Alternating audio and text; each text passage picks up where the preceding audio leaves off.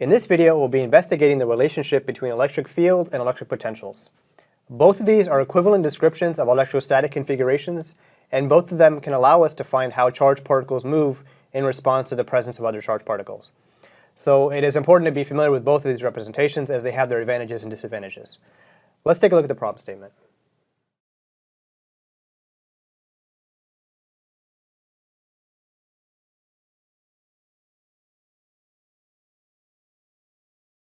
In this problem, we're asked to find the force upon an electron in xy plane due to the presence of other charges. But we're not told about the other charges, so we can't use Coulomb's law. Instead, what we're told is how the voltage depends on distances. In other words, we're told the voltage is a function of x. We're also given a graph of the voltage as a function of y. We're told that the voltage does not depend on the z direction.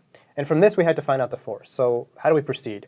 The way we start is by noting that force, first of all, is defined, well, actually, field is defined as force per charge. So just inverting that, I get the force equals a charge times the field. If we had the field, we could easily find the force by multiplying by charge. How do we get the field, though? The field is what we need to determine from the voltages. And that relationship is given by calculus. So the field in any particular direction is given by the derivatives of the voltage with respect to those particular directions. In particular,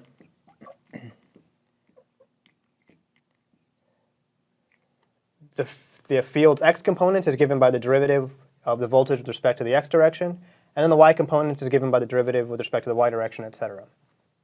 So what we're going to do here is we're going to use our graph of voltage versus x and voltage versus y to find out what the slopes are, and from there we can immediately find out what the field values are, and then using the field values we can multiply by the charge to get the force. So let's analyze our graphs. And I'm just going to talk first about the signs and the magnitudes, relative signs, before we actually do the mathematics. So in our situation, what we have is, let's take a look at the x component. Looking for Ex, well, it says that the x component of the field equals a negative of the slope of the voltage graph with respect to position. In this case, we have a negative slope. So we know that if we take the negative of negative, we're going to get a positive field. So we know that the field component in the x direction has to be positive. Okay. Similarly for y, we have a positive slope. Taking the negative of that, we have that our y component of the field is going to be negative. So far we know that the field is going to point somewhat in the positive x direction, and it's going to point somewhat in the negative y direction. So we're going to have something kind of pointing down into the right. And then finally, we know that in the z direction, well, it says that v is constant in the z direction. So the slope of v with respect to z is going to be 0. So we have no component in the z direction. So we can generally think of a vector pointing along x, y, and z, but we know in particular it's only going to point along x and negative y and have no component in the z direction. So if we kind of plot this out on an xy plane, in the xy plane we have vectors that are pointing in the positive x direction, the minus y direction is kind of somewhere over here. Can we get an idea of what angle they point at? We can, because not only do we know that the signs are given by the derivatives, but we also know that the magnitudes are given by the derivatives. So here we have, if we have a bigger derivative, we're going to have a bigger component in that particular direction. Comparing these two derivatives, we see that the slope here is much bigger than the slope here. I'm just talking about magnitudes here, not the signs. So here the slope is much bigger, the derivative is much bigger, which tells us that the x component of the field is going to be much larger than the y component of the field. So we can also use the fact that Ex is kind of large, and this one is a little smaller. And that I just used by looking at the derivatives to kind of get an idea of the slope.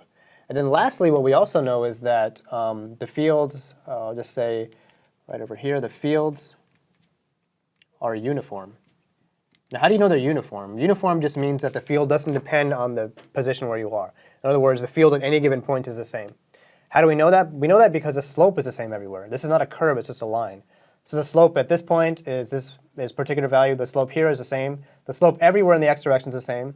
The slope everywhere in the y direction is the same. And the slope everywhere in z is 0. So because the slopes are the same everywhere, we know the field values are the same everywhere, which means that our electric field vectors will be the same no matter where you plot them. So what I'm going to do is plot something that has a positive component in the x direction, a negative component in the y direction. Its x component is a little bigger than its y component, and it's the same everywhere. So you have a lot of electric field vectors that look a little bit like this.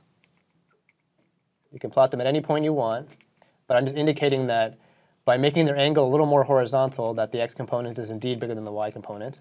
I'm also showing that everywhere I plot them, I should have the same magnitudes, about the same magnitudes, not drawn very well, but these arrows should all be about the same length. All right, so here's kind of a plot of what the field looks like in the xy plane. Now using that field, we can easily find the force by multiplying by the charge. The only thing we need to be careful about is that the charge here is negative for an electron. So if these are all my field vectors, the force vectors will be the exact opposite.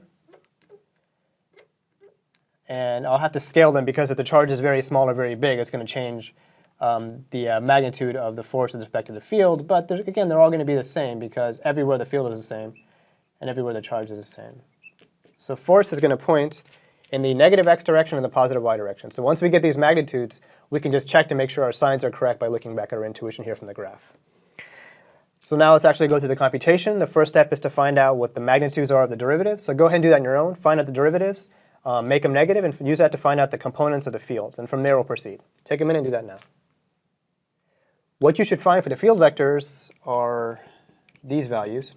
Now for the x component, we're going to take the slope of this graph. And the slope is just going to be, don't forget the negative sign here. That's from the definition of the field. The slope is going to be the rise over the run. The rise is negative 1,000 because this is negative 500. That's positive 500. So we have negative 1,000. And then the x change is 0.4. And so the negatives cancel out. We end up with 2,500 newtons per coulomb. So that's the field in the x direction. Now in the y direction, before we go on, just make sure that sign is positive as we expected. Now for the y direction, we have a y change of 400 volts. Don't forget the negative sign out front from the definition. The change this time is positive because you're increasing. And then the x change is 0.4. And so we have 1,000 newtons per coulomb. And that's going to be negative. And so again, the signs are what we expected from before. We also see that the component in the x direction is larger than the component in the y direction, which we expected based on the slopes just by analyzing the graphs. And then finally, for EZ, we have EZ equals 0. And so putting it all together, we have that the field has a vector of 2,500 I minus 1,000 J newtons per coulomb.